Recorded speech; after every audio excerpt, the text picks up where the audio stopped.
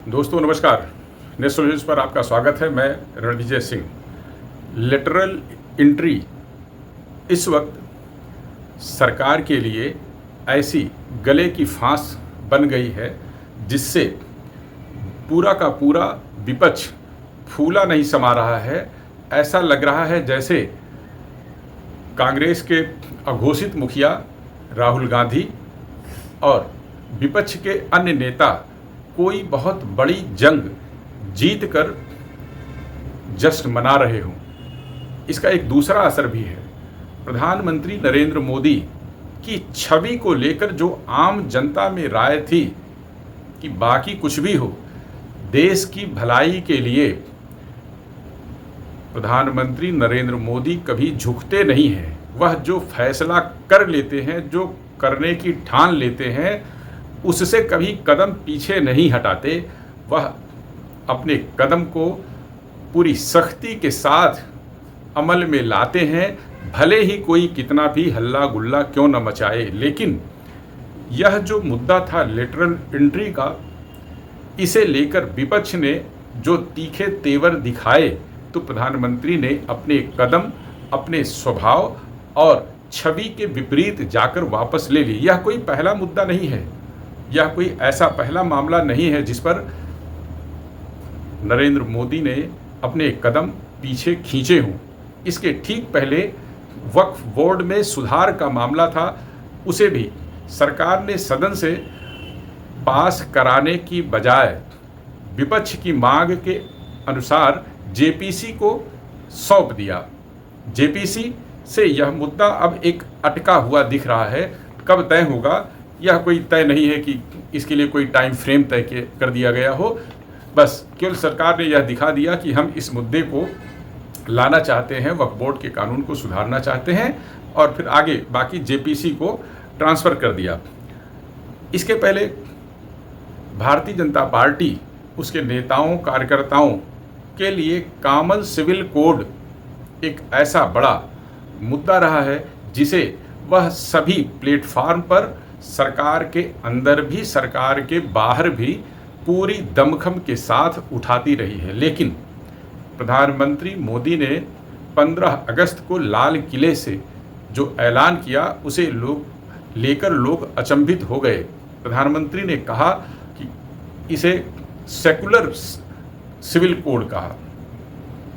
वह सेकुलर, जिस सेकुलर शब्द से भाजपा के दिग्गज से दिग्गज नेता से लेकर आम छोटे स्तर, बूथ स्तर तक के पदाधिकारी चिढ़ रखते हैं, उस सेकुलर शब्द का इस्तेमाल प्रधानमंत्री ने लाल किले से किया। यानी वह कॉमन सिविल कोड को अब सेकुलर सिविल कोड के रूप में देश में लागू करने की चाहत रखते हैं। और इसके अलावा पूर्व में किसान कानून का मुद्दा भी था, उस पर भी प्रधानमंत्री ने अपने कदम पीछे खींच लिए थे, यह जानते हुए कि यह देश की किसानों की भलाई के लिए है और इससे किसानों का भला होने वाला है। लेकिन कुछ मुट्ठी भर लोगों के, मुट्ठी भर कार्यकर्ताओं के, जिन पर वामपंथी गिरोह के लोगों का कब्जा है, उनके नेतृत्व की अगुवाई वामपंथी गिरोह के लोग करते हैं, वैसे लोगों के दबाव में आकर प्रधानमंत्री ने किसान कानून वापस ले लिया। इससे किसानों का कितना बड़ा नुकसान हुआ, यह जो वाकई किसान हैं उनसे बेहतर और कोई नहीं जानता, कोई और बता नहीं सकता। एक राज्य के आंशिक किसानों की आवाज़ सुनकर यह पूरा मुद्दा वापस हो गया। तो हम जो आपसे कहना चाह रहे हैं वह दरअसल यह कहना चाह रहे हैं कि लेटरल एंट्री सिर्फ एक मुद्दा नहीं है। लेटरल एंट्री के जो फायदे होने थे वह देश को, जो सक्रिय लोग हैं, जो पढ़े लिखे लोग हैं, जो विशेषज्ञ हैं, किन्हीं भी विषय के विशेषज्ञ हैं, वह यह जानते हैं कि लेटरल एंट्री के जरिए जो विशेषज्ञ सरकारों में आते रहे हैं, उनसे देश को, देश की अर्थव्यवस्थाओं को, देश की जो अन्य प्रणालियां हैं, वह चाहे कानूनी हो, वह चाहे तकनीकी हो, चाहे रक्षा के क्षेत्र में हो, चाहे सूचना क्रांति के क्षेत्र में हो, निश्चित तौर पर फ़ायदा ही फ़ायदा होना था, इससे कोई नुकसान नहीं था। लेकिन विपक्ष के नेताओं ने इसमें आरक्षण का जाल ऐसा डाला, दलित और ओबीसी को इससे बाहर कर देने की ऐसी जुबान चलाई जिसमें पूरी सरकार उलझ गई और ऐसा लगता है कि विपक्ष के आरोपों से डरकर सरकार ने अपने कदम वापस खींच लिए और यूपीएससी को इसे रद्द करने का निर्देश दे दिया। यूपीएससी 45 पदों के लिए आवेदन मांगा था, जो केवल 3 साल के लिए, मतलब अस्थायी तौर पर लेटरल एंट्री के जरिए सरकार के विभिन्न पदों पर विशेषज्ञों की नियुक्ति होनी थी। विपक्ष को यह रास नहीं आया। क्यों रास नहीं आया? क्योंकि विपक्ष चाहता ही नहीं कि सरकार किसी भी बड़े स्तर पर कोई सुधार लागू कर पाए, क्योंकि लागू होंगे तो इससे सरकार की वाहवाही होगी। सबसे पहले तो जो सरकार ने प्रधानमंत्री नरेंद्र मोदी ने वापस लिए, उस पर कांग्रेस की प्रवक्ता सुप्रिया श्रीनेत्र की बात सुन लीजिए। पापा बेचारे अपने 4 निर्णय नहीं बचा पा रहे हैं, यूटर्न पर यूटर्न ले रहे हैं, बार बार पलट रहे हैं। जिसको पूछते थे कौन राहुल, उसने मजबूर कर दिया है, पलटू राम बना दिया ऐसा लगता है। लैटरल एंट्री मतलब सीधी भर्ती पर पलटे, इससे पहले ब्रॉडकास्टिंग रेगुलेशन बिल पर पलटे थे, वक्फ बोर्ड बिल पर पलटे थे, long term capital gains tax पर पलटे थे। ये अलग बात है कि किसानों के बिल पर तो बहुत पहले ही पलट चुके थे। तो भक्त बेचारे बड़े सख्ते में गला फाड़ फाड़ कर बचाव करते हैं और अगले मोमेंट पर पापा पलट जाते हैं। तो भक्तों, प्रियजनों, आदत डाल लो, अब पापा को बहुत पलटना पड़ेगा। और यह कोई ऐसा मुद्दा नहीं है कि यह सरकार ने कोई पहली बार लागू किया है। प्रधानमंत्री नरेंद्र मोदी ने 2014 में प्रधानमंत्री बनने के बाद, सरकार की अगुवाई करने के बाद इसे योजना को नए सिरे से लागू किया और 2 कार्यकालों में, मतलब 2014 से 19 और 19 से 24 तक अलग अलग पदों पर लिटरल एंट्री के जरिए विशेषज्ञों की नियुक्ति की और उसका सरकार ने लाभ भी उठाया है। 2019 में कांग्रेस के नेता राहुल गांधी ने भी लेटरल एंट्री का एक किस्म से समर्थन किया था। इसे लेकर उन्होंने एक ट्वीट भी किया था। वह ट्वीट आज की तारीख में सोशल मीडिया पर खूब वायरल हो रहा है। लेकिन 2024 आते आते ऐसी कौन सी मजबूरी बन गई कि वह अपनी ही पुरानी कही हुई बात से पलट गए और उन्होंने इसमें ओबीसी, एससी, एसटी के आरक्षण का ऐसा छौंका लगाया कि सरकार को अपने कदम वापस पीछे खींचने पड़े। दरअसल सरकार पर एक दबाव और भी था, जिसमें पिछले दिनों सुप्रीम कोर्ट ने एससी एसटी आरक्षण में क्रीमी लेयर और उपवर्गीकरण का फैसला सुनाया था। उससे सरकार बेहद दबाव में दिखाई दे रही थी और कैबिनेट की विशेष बैठक बुलाकर प्रधानमंत्री ने यह कहा था कि क्रीमी लेयर की व्यवस्था लागू नहीं की जाएगी, आरक्षण की वैसी ही व्यवस्था देश में लागू रहेगी जैसी बाबा साहब भीमराव अंबेडकर ने संविधान में व्यवस्था की है। हालांकि तमाम विपक्ष के नेताओं को, विपक्षी पार्टियों को प्रधानमंत्री की ओर से दिया गया यह आश्वासन पूरा नहीं लगा। इसलिए आज 21 अगस्त को पूरे देश में भारत बंद का ऐलान किया गया। सफल हुआ नहीं हुआ, ज़्यादातर हिस्सों में तो यह भारत बंद सफल नहीं हुआ, लेकिन विपक्ष के नेताओं ने अपनी तरफ से कोई कोर कसर नहीं छोड़ी थी। ऐसा लगता है कि प्रधानमंत्री नरेंद्र मोदी इससे भी काफ़ी दबाव में अपने को महसूस कर रहे थे। कुछ लोगों का यह भी कहना है कि बांग्लादेश में जो कुछ भी हुआ, उलटफेर हुआ, उसमें अमेरिका की एजेंसी CIA का बड़ा हाथ है। रूस की समाचार एजेंसी स्पुतनिक ने इस बीच में एक खबर यह दी कि CIA बांग्लादेश की ही तरह भारत में भी उलटफेर करना चाहती है। वह भारत के कुछ राजनीतिक पार्टियों और चर्चों के साथ मिलकर प्रधानमंत्री नरेंद्र मोदी की सत्ता को उखाड़ फेंकना चाहता है। अमेरिका का भारत की सत्ता को बदलने से क्या लाभ हानि होगा, यह एक बहुत बड़े विमर्श का मुद्दा है। लेकिन यह तो सच है कि जब से प्रधानमंत्री के पद पर नरेंद्र मोदी आए हैं, तब से अमेरिका एक तरफा तरीके से भारत पर कोई दबाव नहीं बना पाता है। कई ऐसे तमाम अलग अलग समय पर मुद्दे आए, जिसमें एक यूक्रेन रूस युद्ध के दौरान भी बहुत व्यापक पैमाने पर दिखाई दिया कि अमेरिका के दबाव में आए बिना देश हित को लागू करते हुए प्रधानमंत्री ने रूस से तेल खरीदा और उस तेल को भारत में शोधित करके विदेशों को निर्यात किया और उस निर्यात से मुद्रा कमाई और रूस से सस्ते तेल खरीद कर भारत की मुद्रा को बचाया। यह किसके काम आएगा? देश के काम आएगा।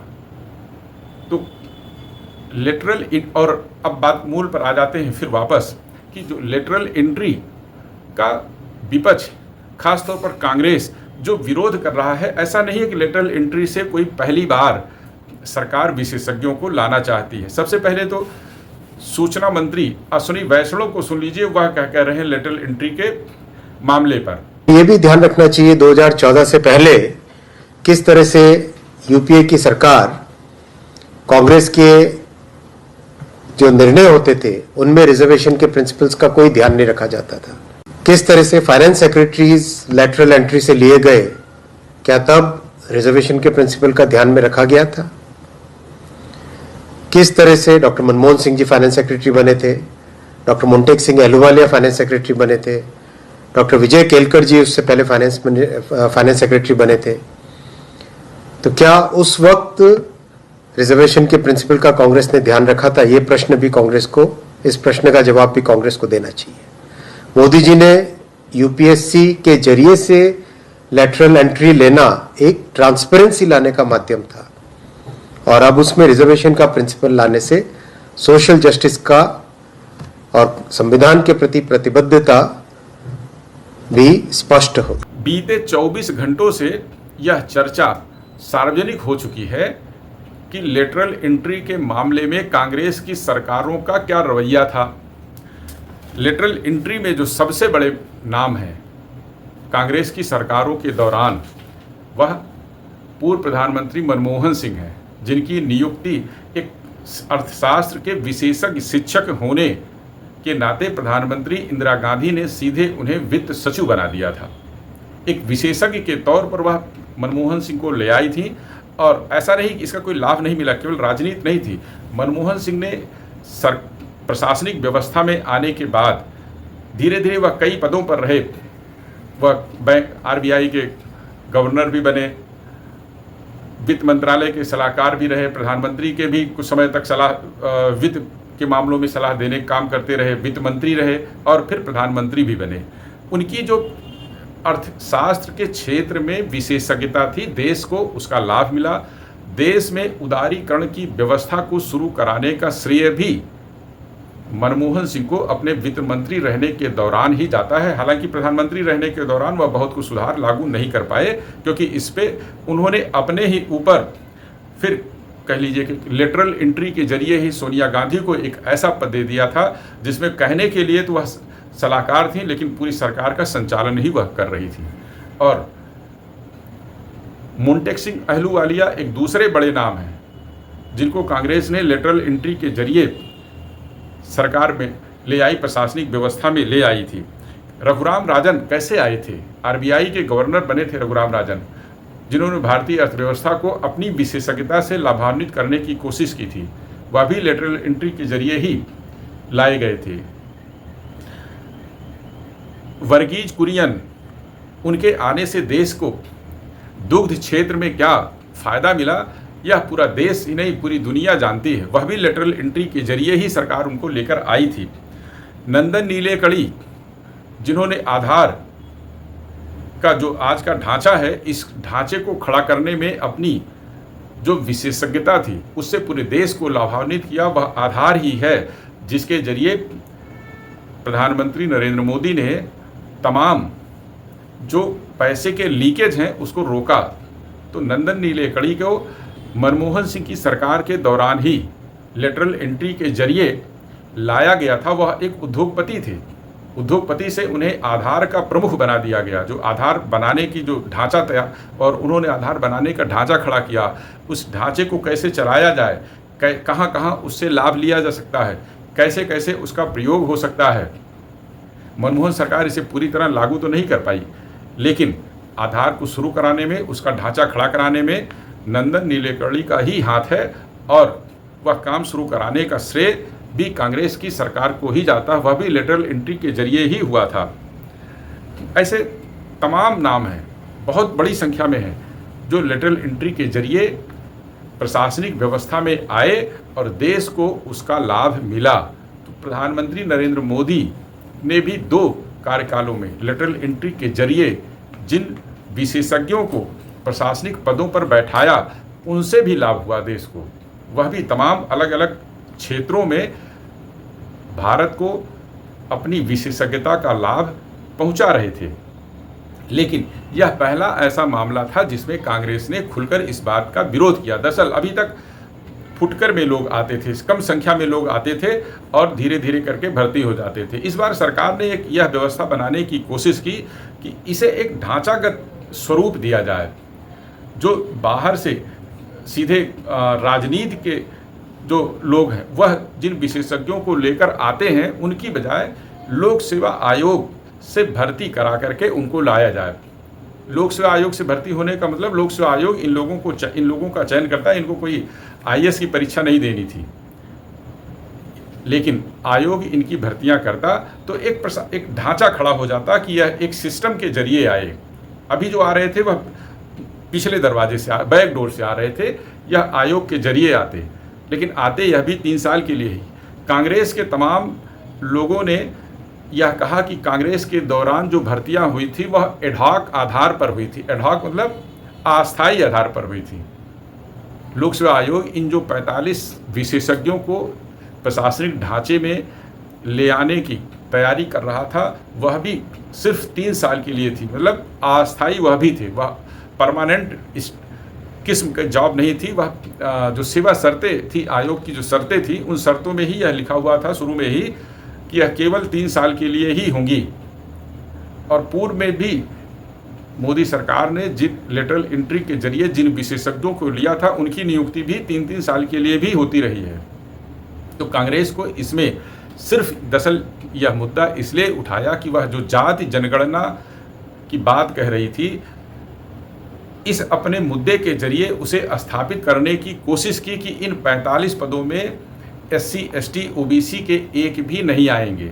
हालांकि यह कोई ज़रूरी नहीं था, जो 45 आते उसमें सब अपर कास्ट के लोग ही आ जाते, जनरल के आ जाते। यदि SC, ST का, यदि OBC का पूरे सीन में कहीं कोई विशेषज्ञ मिलता और वह रुचि दिखाता, आयोग में आवेदन करता, तो ऐसा नहीं था कि उसकी विशेषज्ञता को आयोग या सरकार खारिज कर देती। लेकिन सरकार इसे अपने तरीके से विपक्ष के आरोपों का जवाब नहीं दे पाई, वह दबाव में आ गई, तो वह इस पूरी भर्ती प्रक्रिया को निरस्त करना पड़ा। लोगों में जो छवि बनी है प्रधानमंत्री नरेंद्र मोदी की और उनकी सरकार की, वह दरअसल छवि ऐसी है जैसे धारा 370, CAA, GST समेत महिला आरक्षण या अन्य कई मुद्दों पर सरकार ने पूरे विपक्ष को धराशायी करते हुए संसद में कानून पास कराए और यह साबित किया कि जो नरेंद्र मोदी ने 56 इंच का सीना कहा था, वह 56 इंच का सीना दिखाया सदन में, संसद में दिखाया। लेकिन यह जो पिछले कुछ फैसलों जो या कह लीजिए कि 2024 का जो आम लोकसभा चुनाव हुआ, इसमें 2019 की बजाय भारतीय जनता पार्टी को 63 कम सीटें मिली। उसको जुगाड़ से सरकार बनानी पड़ी और जुगाड़ से ही सरकार को चलाना पड़ रहा है। स्पुतनिक ने जो कहा कि अमेरिकन एजेंसी CIA भारत में सत्ता में बदलाव करना चाहती है, तो पूर्व में भी अमेरिका से ऐसी खबरें आ चुकी हैं कि वहाँ के उद्योगपति जो प्रत्यक्ष तौर पर कांग्रेस को भारत में समर्थन करते रहते हैं, वह भी प्रधानमंत्री नरेंद्र मोदी की सत्ता को उखाड़ फेंकना चाहते हैं, क्योंकि वह भारत में कुछ वैसा नहीं कर पा रहे हैं जैसा पूर्व में कर पाने में सफल हो जाते थे। भारत की नीतियों को बदलवाने में और अपने हिसाब से नीतियों को बनवाने में सफल हो जाते थे, वह अभी सफल नहीं हो पा रहे हैं। भारत में जिस किस्म के आंदोलनों को खड़ा करने में विदेशी एजेंसियां, विदेशी बड़े संस्थाएं सफल हो जाया करती थीं, वह अब नहीं हो पा रही हैं। इसके कुछ उदाहरण भी आपको दे सकता हूं मैं। एक नर्मदा आंदोलन बहुत लंबे समय तक चला, आज कहाँ है? कहीं नहीं। नर्मदा आंदोलन का कोई वो नहीं दिखता है। दक्षिण भारत में एक परमाणु संयंत्र के खिलाफ बहुत लंबे समय तक लोगों ने आंदोलन चलाया। दरअसल इन आंदोलनों को विदेशी एजेंसियां एनजीओ के जरिए फंडिंग करती रहती थी, या इस जैसी तमाम ऐसे आंदोलन भारत में चलते रहते थे जिनको विदेशी संस्थाएं कर्ज देती थी और भारत के एनजीओ के जरिए उनका विरोध कराती रहती थी। विरोध के कारण उन परियोजनाओं की लागत इतनी बढ़ जाया करती थी कि वही संस्थाएं फिर बढ़ी मूल्य पर, बढ़ी कीमतों पर कर्ज देती थी और जिनका भारी भरकम ब्याज वसूल करके मोटी रकम वसूलती थी। उसका कुछ हिस्सा इन एनजीओ को दे करके उन परियोजनाओं को विलंबित कराने में वह पूर्व में सफल रहती थी। लेकिन एनजीओ के कानूनों में मोदी सरकार के दौरान तमाम ऐसे बड़े बदलाव किए गए और तमाम फर्जीवाड़ा करने वाले एनजीओ के लाइसेंस एफसीआरए में जो रजिस्टर्ड थे, एफसीआरए के कानून का पालन नहीं करते थे, उनको निरस्त कर दिया। तो इसलिए अब उन विदेशी एजेंसियों की, विदेशी जो कर्ता धर्ता हैं, उनकी उतना हस्तक्षेप भारत में नहीं चल पा रहा है इस सरकार के रहने के दौरान। इसीलिए सबको खलबलाहट मची है। मोदी सरकार को समर्थन दे रहे एक नेता का नाम भी रूसी एजेंसी ने लिया है कि CIA उस नेता के जरिए इस सरकार को पलटना बदलना चाहती है। और हमें लगता है जब रूस की एजेंसियां दे रही तो हो सकता है कि मोदी सरकार को भी इस बात की भनक हो, इसलिए वह तमाम कदम फूंक फूंक कर उठा रही हैं। कुछ लोग कह रहे हैं कि अमेरिका में राष्ट्रपति का चुनाव जो होने जा रहा है, राष्ट्रपति चुनाव के परिणाम जब तक नहीं आ जाते तब तक भारत सरकार को, यानी प्रधानमंत्री नरेंद्र मोदी को बहुत संभल कर कदम रखने पड़ेंगे, क्योंकि अमेरिकन एजेंसियां भारत में कुछ उथल पुथल कराना चाहती हैं। इसकी खबर भारत सरकार को भी है और इसलिए सरकार यह बांग्लादेश के हश्र को देखते हुए नहीं चाहती कि भारत में भी कुछ वैसी उथल पुथल मचे। भारत में तमाम राजनीतिक पार्टियां अपने स्वार्थ के कारण, तमाम धार्मिक सामाजिक संगठन अपने व्यक्तिगत जातीय धार्मिक स्वार्थों के कारण उन एजेंसियों के लपेटे, उन एजेंसियों के चक्कर में जरूर हैं, क्योंकि यदि मोदी सरकार नहीं रहेगी तभी यह सभी अपनी करतूतों को आगे बढ़ाने में सफल हो पाएंगे। सरकार के रहते ऐसा नहीं कर पाएंगे।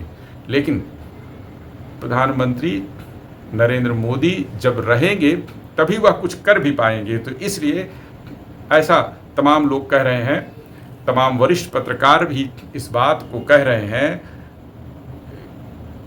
कि प्रधानमंत्री को इस वक्त बहुत संभल कर फूंक कर कदम रखना पड़ेगा, क्योंकि वैश्विक राजनीति ऐसे मोड़ पर खड़ी है जहां दुनिया में कुछ भी हो सकता है, कोई भी उथल पुथल हो सकती है। इजरायल फ़लस्तीन के बीच में ईरान और अमेरिका ने भी अपनी अपनी टांगें फंसा रखी हैं। यूक्रेन और रूस के युद्ध में पूरा नाटो अपनी टांग घुसेड़ चुका है। चीन और उत्तर कोरिया, ईरान, रूस के तरफ से इसमें अपने हाथ, अपनी टांग लगाए हुए हैं। तो ऐसी वैश्विक उथल पुथल के दौर में भारत को बहुत संभल कर काम करना होगा। ऐसी रणनीति बनानी होगी कि देश के अंदर से जो विरोधी हैं, जो केवल सत्ता चाहते हैं, सत्ता जनित लाभ चाहते हैं, वह सरकार को उलट पुलट देना चाहते हैं। तो ऐसे लोगों की साजिशों से बचने के लिए सरकार तमाम अपने फैसलों से ही 2-4 कदम पीछे हटने की रणनीति पर चल रही है। हमेशा ऐसा रहेगा, ऐसा संभव नहीं है। आपको मेरे तर्क, मेरी बात, मेरे तथ्य पसंद आए हों तो इस वीडियो को लाइक करिए, कमेंट करिए और शेयर करना ना भूलिए। तब तक के लिए नमस्कार, जय हिंद।